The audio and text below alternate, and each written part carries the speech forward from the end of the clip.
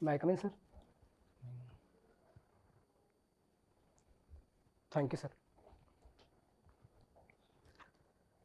सम्माननीय साक्षात्कार मंडल को मेरा नमस्कार। Thank you sir. Diwan Dudwe, जी सर। अपना एक ब्रीफ इंट्रोडक्शन हमें दे दीजिए।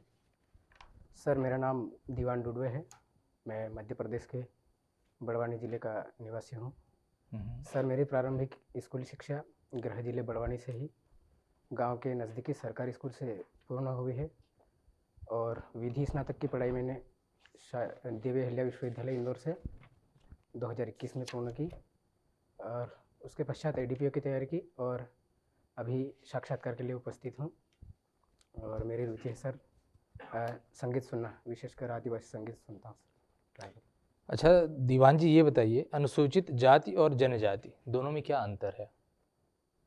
सर अनुसूचित जो जनजाति है सर और जाति दोनों, इस संबंध में सर हमारे राष्ट्रपति महोदय जी तय करते हैं अनुच्छेद हमारे भारतीय संविधान के 341 के तहत, और अनुसूचित जाति को उसमें परिभाषित करते हैं और अनुसूचित जनजाति को सर 342 में राष्ट्रपति महोदय जी परिभाषित करते हैं सर। नहीं ये तो ठीक है, आपने मैं सोशली तौर पे पूछ रहा हूँ कि क्या डिफरेंस है दोनों में, क्यों एक ही में क्यों नहीं दोनों को रख दिया गया? अनुसूचित जाति और जनजाति अलग अलग बनाने की क्या जरूरत पड़ी? सर इसमें मैं जहाँ तक सोच पा रहा हूँ सर, जो अनुसूचित जो जनजाति है सर, वो जो अनुसूचित जाति के अलावा वो भौगोलिक क्षेत्र पर फल में भी पिछड़े है सर। वो उनका सिविलाइजेशन जितना अनुसूचित जाति का हुआ है वो दूर सर उन सब चीज़ों से।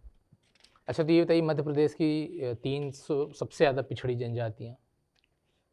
सर बेगा है, भारिया है और सहरिया। सहरिया मध्य प्रदेश के किस हिस्से में पाए जाते हैं सबसे ज़्यादा? सर पूर्वी, पश्चिमी, उत्तरी, दक्षिणी, ऐसा सर पूछ रहा उत्तरी हूँ में पाए जाते हैं सर सहरिया। उत्तरी में जैसे कोई जिला बता पाएँ अगर आप?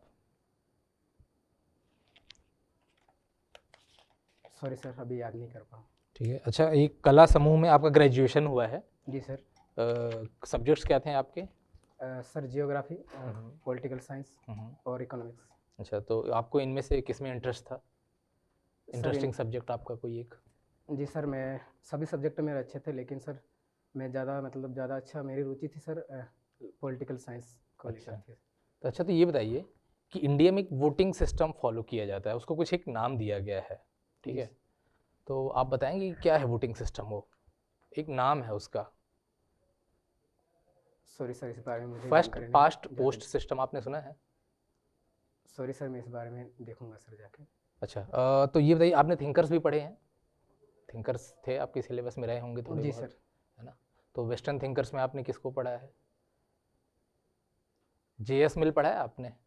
जी नाम सर, सुना है? उनकी गहराई में नहीं जा पाया सर। अच्छा जी सर। अच्छा ये बताइए कि इंडियन पॉलिटिक्स में पूछता हूँ आपसे कि 102 कॉन्स्टिट्यूशनल अमेंडमेंट क्या है और 105 कॉन्स्टिट्यूशनल अमेंडमेंट क्या है? सर अभी रिकॉल नहीं कर पा सर। अच्छा और ये बताइए कि अभी टोटल अमेंडमेंट्स कितने हैं? सर जहाँ तक मैं याद कर पा रहा हूँ, मैं आश्वस्त नहीं हूँ, आपकी परमिशन है तो बोलना चाहूँगा सर। जरूर। 106। श्योर है आप? जी ठीक है। अच्छा पहला कॉन्स्टिट्यूशनल अमेंडमेंट क्या था? सर पहला भारतीय संविधान का जो संशोधन सर 1951 में हुआ था, उन भूमि सुधार को लेकर और अनुसूची में उसमें संशोधन हुआ था सर, जहाँ तक मैं याद कर पा रहा हूँ। अच्छा और ये बताइए टोटल शेड्यूल ओरिजिनल कितने थे ओरिजिनल कॉन्स्टिट्यूशन में? शेड्यूल यानी अनुसूचियाँ, जब शुरू में संविधान बना था तब का मैं पूछ रहा हूँ कि कितने थे? सर शायद 8 थे सर। 8 थी? जी ठीक है। और ये बताइए कि इलेक्शन कमीशन होते हैं, है ना, स्टेट इलेक्शन कमीशन? जी सर। तो जो स्टेट इलेक्शन कमीशन होता है उनको हटाया कैसे जाता है? हटाने का प्रोसेस क्या है, कौन हटा सकता है? सर इस संबंध में जहाँ तक मैं याद कर पा रहा हूँ सर, जो महाभियोग प्रक्रिया रहती है उसी के तहत उनको भी हटाया जाता है सर। श्योर आप महाभियोग की प्रक्रिया आप कह रहे हैं? जी सर। अच्छा अच्छा ये बताइए कि लोकपाल को अपॉइंटमेंट करने का क्या तरीका है? इंडिया में लोकपाल को कैसे अपॉइंट किया जाता है? सर मैं इस बारे में जाके देखूंगा सर। अच्छा एक इंडिया का बहुत फेमस मिशन है गगनयान, ठीक है? और अगर आप पेपर पढ़ते होंगे तो कल 4 एस्ट्रोनॉट्स को सेलेक्ट किया गया है जो स्पेस पे जाएंगे इंडिया की तरफ से, जी ठीक है। तो आप किन्हीं 2 का नाम बता पाएंगे? सर एक का नाम कृष्ण है शायद सर, जहाँ तक याद कर पा रहा हूँ। एक का सुशांत। पूरा नाम आप नहीं बता पा रहे हैं शायद? जी सर। अच्छा, ये बताइए कि मध्य प्रदेश का सबसे ऐसा कौन सा जिला है जहाँ सबसे ज़्यादा ट्राइबल पॉपुलेशन है in terms of percentage? Sir Dhar में है सर। धार में? जी सर। ठीक है सर। क्यों एडीपीओ बनना चाहते हैं आप? सर एडीपीओ का जाने का मेरा मकसद ये है कि सर मैं इस सिस्टम में मतलब इस न्यायिक प्रक्रिया का हिस्सा बनना चाहता हूँ सर, और इसमें जान करके सर मैं जो अपने समाज को और देश को कुछ जो युवा को मैं अपना योगदान देना चाहता हूँ सर। और सर मैं जिस क्षेत्र से आता हूँ वो दूसरे क्षेत्रों की तुलनात्मक तरीके से सर काफ़ी पिछड़ा और दूसरे मामलों में तुलनात्मक तरीके से अगड़ा रहा सर। वो ज़्यादातर चीज़ों में, हर चीज़ में पीछे ही रहा। तो वहाँ से सर मैं उस समाज से आता हूँ, तो हो सकता हूँ कि मैं उनके प्रति कुछ जो पिछड़ा तबका है उनके प्रति कुछ करूँ, ये रीज़न है सर। ये पार्टी से कितनी दूर है वर्ला? जी सर। पार्टी गांव से कितनी दूर है वर्ला? सर मैं आश्वस्त नहीं हूँ, अनुमान लगाना चाहूँगा सर। फिर भी अभी पार्टी रिवर पे एक डैम सर, बना है सेंधवा और बड़वानी के बीच में, उसका क्या नाम है? सॉरी सर, बना? मैं सर इस संबंध में ज्ञात नहीं सर। बड़वानी से सेंधवा जाते हैं बीच वाले रास्ते से, तो एक डैम बना है ना पार्टी रिवर पे। सर अभी तक जाना नहीं हुआ सर, मैं इस बारे में जाके जरूर देखूंगा सर इस बारे में। वर्ला के पास क्या है, कौन सा तहसील है? सेंधवा? जी सर, सेंधवा से। सेंधवा से कितनी दूर है? सेंधवा से सर 35 से 35 किलोमीटर के। खेतिया की ओर? जी सर। मतलब किस ओर है वो, खेतिया की सर ओर? ये महाराष्ट्र के बॉर्डर पे पड़ता है सर, उधर बलवाड़ी साइड जाना पड़ता है सेंधवा से। जी सर। तो बड़वानी जाते हो या नहीं जाते हो? जाता हूँ सर। किस लिए? सर यही कई पीएससी की एग्ज़ाम वगैरह रहती हैं, या फिर कुछ कार्यालय का काम हुआ, कलेक्टर महोदय से मिलना रहता है तो जाता हूँ सर। कोर्ट गए हो कभी? कोर्ट सर इंटर्नशिप के दौरान एक जो लास्ट सेमेस्टर में। किसके साथ काम किया था? मैम थे एक जो एनजीओ में थे सर, जो ह्यूमन राइट लॉ नेटवर्क करके उसमें काम करते थे। और अच्छा, ये बता दें, अपने SC/ST एक्ट की अगर एक FIR होती है रिपोर्ट की किसी ने, जी सर। पढ़ा है SC/ST एक्ट? जी सर पढ़ा है ना? तो उसमें FIR हुई, जी सर। जिसके खिलाफ FIR हुई वो मुल्जिम बना। जी सर। वो अब वो चाहता है कि उसकी एंटीसिपेटरी हो जाए जी और सर। पुलिस उसे गिरफ्तार न करे। जी। तो क्या होगा उसमें, क्या कार्रवाई होगी? लीगल मिलेगी उसको? एंटीसिपेटरी सुनवाई होगी, नहीं होगी? सर अगर हम ये कानून का अगर उद्देश्य और इसके लक्ष्य की तरफ हम देखें तो सर ये कानून साफ साफ मना करता है सर कि एंटीसिपेटरी बिल अलाउ नहीं करना चाहिए सर। अलाउ नहीं करना चाहिए कि प्रावधान नहीं है? प्रावधान नहीं है सर, और इसका जो धारा है सर 18 धारा इसको साफ साफ मना करती है। और लेकिन इसमें हाल ही में जो सुप्रीम कोर्ट का जो माननीय उच्चतम न्यायालय का जो अभी जो अर्थान्वयन जो इंटरप्रिटेशन जो रहा है सर, उसमें कुछ कुछ केसों में सर मिल रहे हैं सर, यदि प्रथम दृष्टया जमानत दी गई है। जी सर, जमानत दी जा रही है, लेकिन लीगल प्रोविजन नहीं है। जी सर, कानून साफ साफ मना करता है सर कि उसमें कोई प्रावधान नहीं रहेगा। फिर क्यों दे दी? सर जो कानून है सर वो समाज की आवश्यकताओं के अनुरूप रहना चाहिए। ये मकसद को ध्यान में रखते हुए, ये लक्ष्य को ध्यान में रखते हुए जो हमारे उच्च जो शीर्ष न्यायालय है वो कानून को समाज के हित में अर्थान्वयन करती है सर। अच्छा, अब ये बताओ आप कि सपोज करो एक इनके SC/ST केसेस में इन्वेस्टिगेशन कौन कर सकता है? एक सब इंस्पेक्टर हैं, एक TI हैं, एक DYSP हैं, तो इन्वेस्टिगेशन का पावर किसके पास है? Who can get in this matters?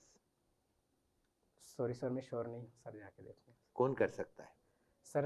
मैं अनुमान लगाना चाहूँगा सर इसमें से। अनुमान नहीं मालूम, कॉन्फिडेंट हो या नहीं हो? नहीं सर, मैं आश्वस्त नहीं हूँ सर, कॉन्फिडेंस। इसके लिए अलग से एक पुलिस एस्टेब्लिशमेंट है? नहीं है सर, याद नहीं कर पा रहा हूँ, सॉरी। मतलब इसके लिए अलग से कोई थाना है? नहीं सर, इसमें नहीं, थाना तो नहीं। रेगुलर पुलिस स्टेशन में कार्रवाई होती है? सर रेगुलर पुलिस स्टेशन में ही होती है। और जहाँ तक मैं आश्वस्त नहीं हूँ, लेकिन कहना चाहूँगा सर कि जो नॉर्मल में इन्वेस्टिगेशन होती है उसमें ही लगभग उसी से इन्वेस्टिगेशन वही और हम ऐसा कहें कि राजपत्रित अधिकारी इसमें DSP ही कर सकते हैं इन्वेस्टिगेशन? जी सर। DYSP इन्वेस्टिगेशन कर, ये बात सही होगी गलत होगी?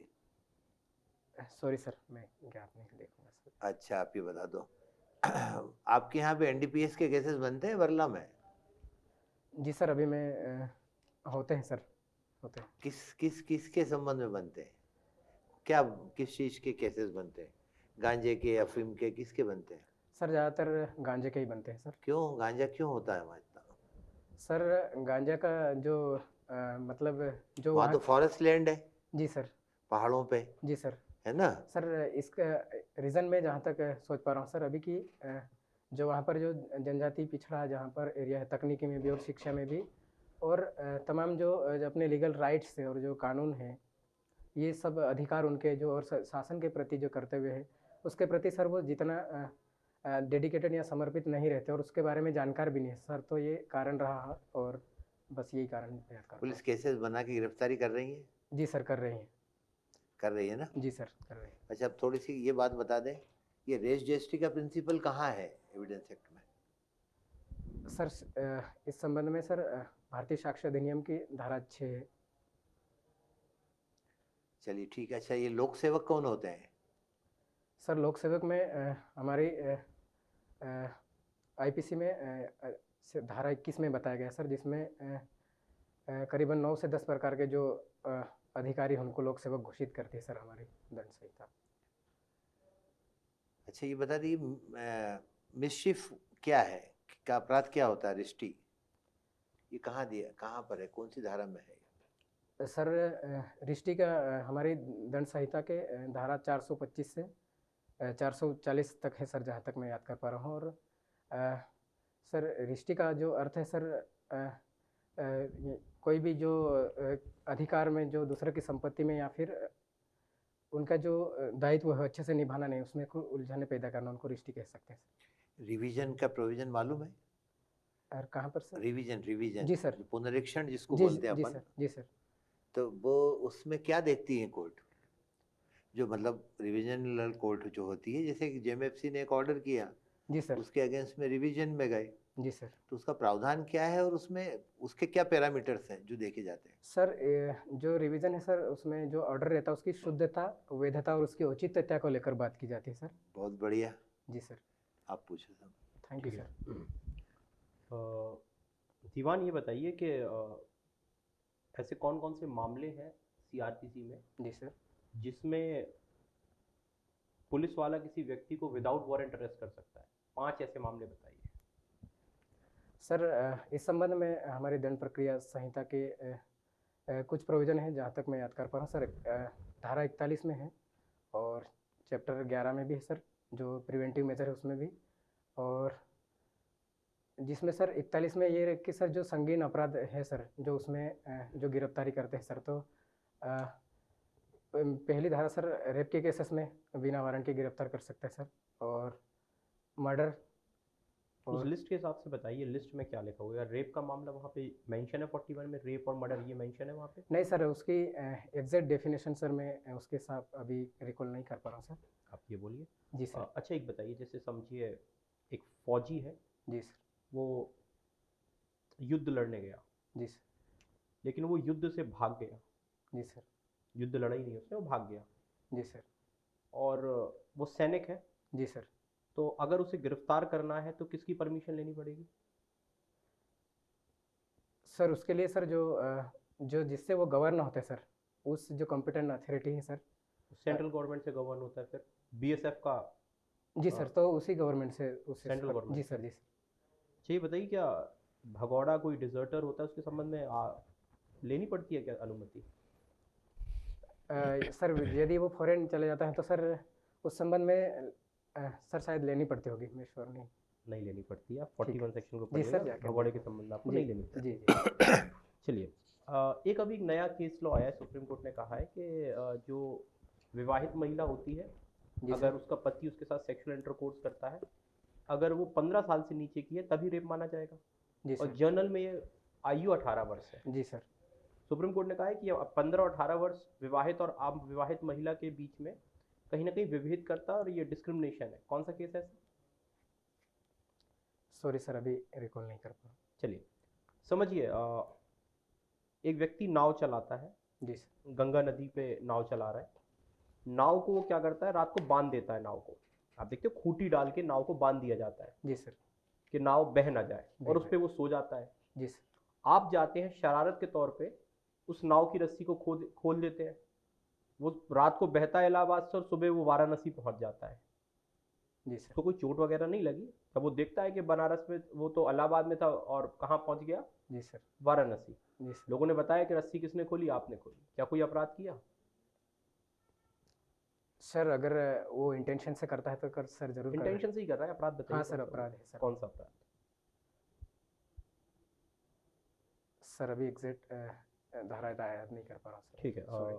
अच्छा ये बताइए, डॉक्ट्रिन ऑफ मैंसरिया है, तो इस पे कौन सी डॉक्ट्रिन एप्लीकेबल होती है? इसको आप लैटिन शब्दों में बताएं। Mens rea sir. मैक्सिम बताइए मैंसरिया की कौन सी। जो आपकी डॉक्ट्रिन ऑफ मैंसरिया है, एक मैक्सिम इस पे एप्लीकेबल, मतलब एक मैक्सिम है। एक्टस नॉन मैंने आपको थोड़ा सा बता दिया, पूरी मैक्सिम बताइए क्या होती है। सर कोशिश करूंगा, मैं आश्वस्त नहीं हूँ। करिए कोशिश। एक्टस नॉन फेसिट इंजुरी ऐसा कुछ सर? नहीं, एक्टस नॉन फेसिट रियम निसी मैंसिट रिया। जी सर। चलिए, थैंक यू। चलो ओके। Thank you.